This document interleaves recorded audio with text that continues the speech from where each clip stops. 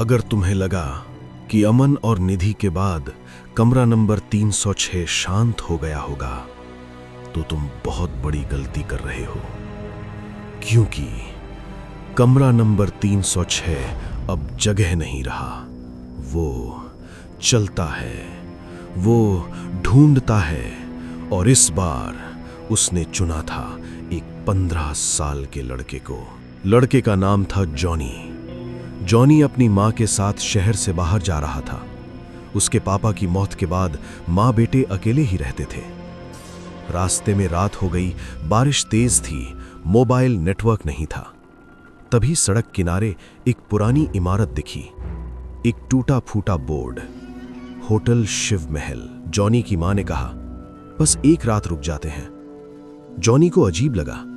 ये वही नाम था जो उसने इंटरनेट पर एक हॉरर वीडियो में सुना था, कमरा नंबर 306। लेकिन मां थकी हुई थी। होटल के अंदर कोई रिसेप्शन नहीं था, बस एक घंटी। जॉनी ने घंटी बजाई।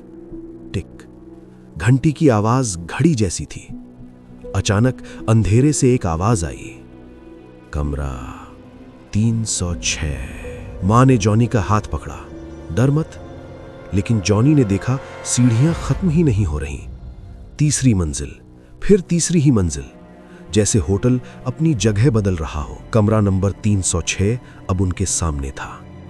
दरवाजा अपने आप खुल गया। अंदर हवा सड़ांद मार रही थी। दीवारें गीली थीं, जैसे किसी ने उन्हें चाटा हो। जॉनी ने फुसफुसाकर कहा, मां, यहां कुछ गलत है। तभी घड़ी की आवाज आई, टिक टिक। 12 बज चुके थे। दीवार पर नाम उभरने लगे, अमन, निधि और अब जॉनी। मां चीख पड़ी।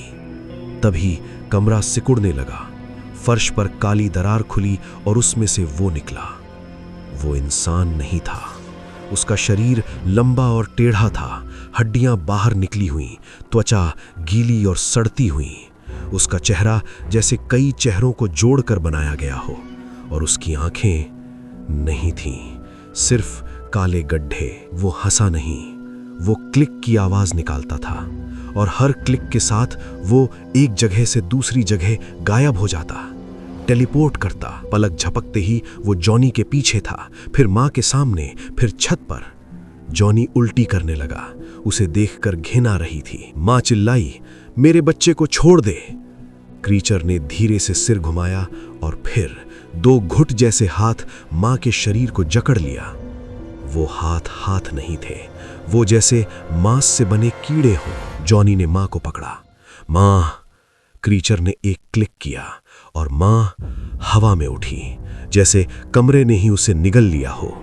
एक पल में वो गायब थी। कमरा शांत हो गया।